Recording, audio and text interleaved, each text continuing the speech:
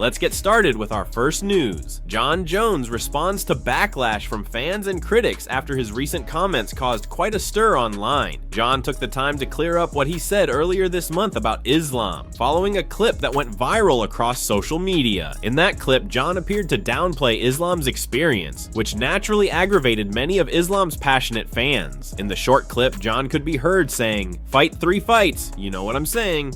Title fight while discussing Islam's career. He followed that up by saying Islam is a little new in the sport and that he still has a lot of work to do. But Jon also made it clear that he sees potential in him, stating confidently, "He's got a big future, big future."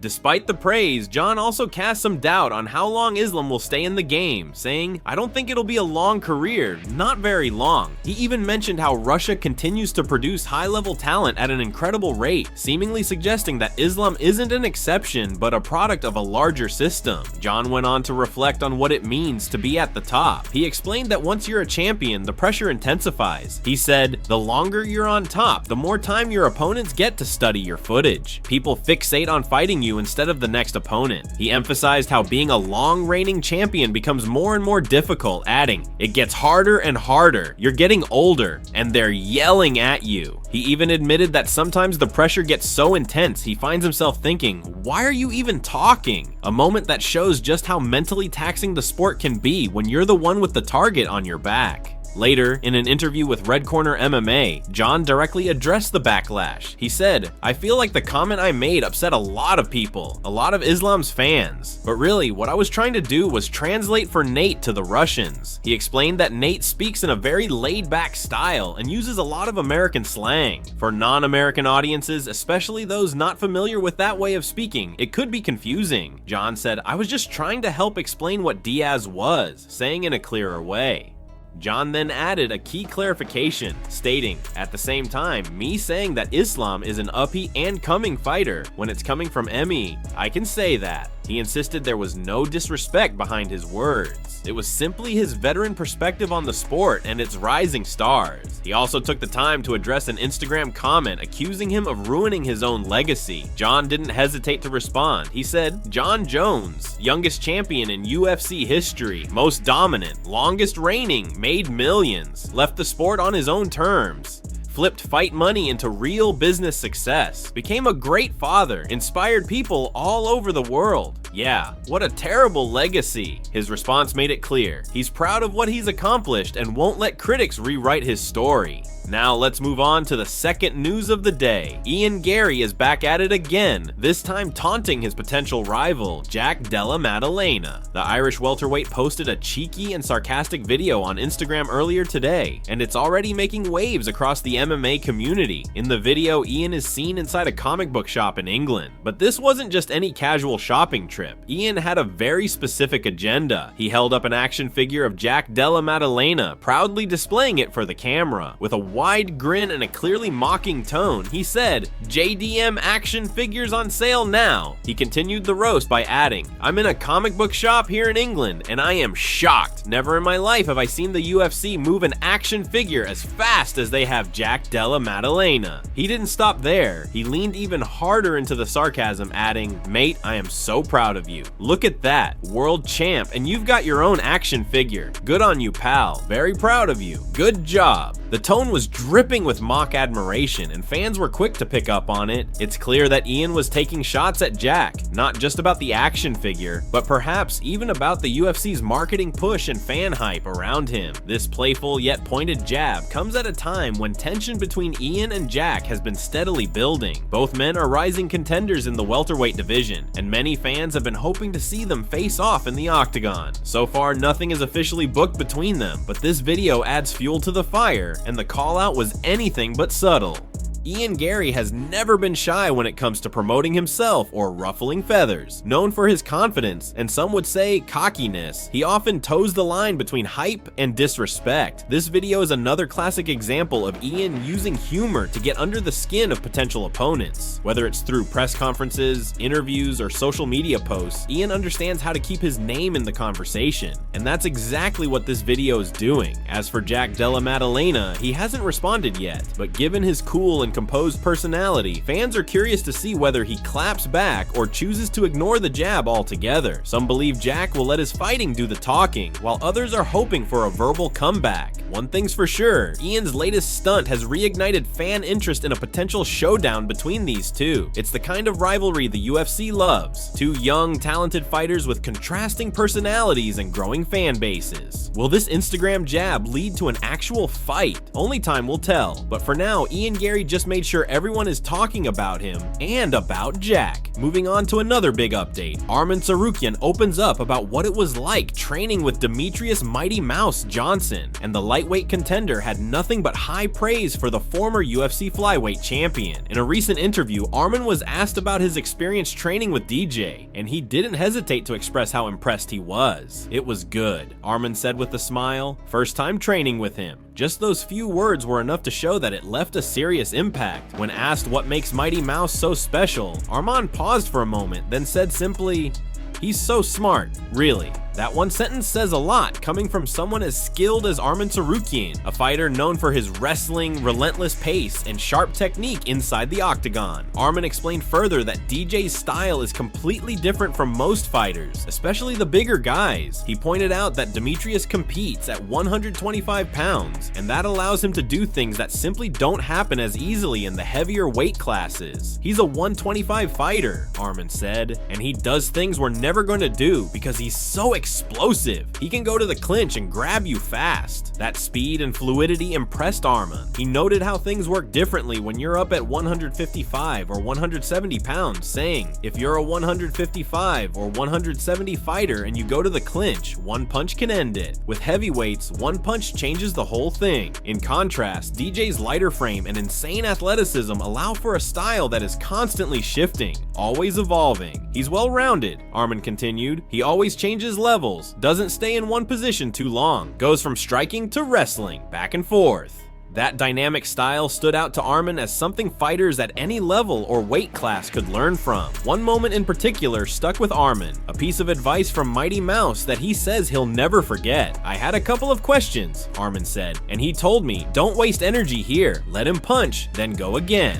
That lesson on energy conservation and timing made a major impression. Armen explained that DJ only wrestles when he knows he can get the takedown. If the moment isn't right, he quickly switches back to striking and makes the adjustment. That kind of constant decision making, that ability to stay one step ahead and conserve energy while still applying pressure, is what impressed Armen the most. He finished by saying he hopes to train with Demetrius again in the future. "It was an amazing experience," he said. "Hopefully we do it again." Just another example of how the greats, even those in different weight classes, can continue to inspire and elevate the next generation of fighters. Now let's talk about Israel Adesanya, who recently found himself at the center of Backlash after training with none other than David Goggins, the ex-Navy SEAL known for his intense mindset and brutal physical challenges. The controversy started when fans began comparing Adesanya's decision to the time Tony Ferguson trained with Goggins before his fight against Paddy Pimblett, a fight Tony ended up losing. That comparison triggered a wave of criticism online, with fans questioning whether training with Goggins actually benefits fighters or just pushes them to mental and physical exhaustion before fight night. But Izzy wasn't fazed, not even a little. In fact, he fired back at the critics with some strong words. "I got what I came for," Adesanya said. "And the thing is, people are so stupid. People start talking about Tony Ferguson this and that. Bro, shut the face up. You know why? This was a once-in-a-lifetime experience."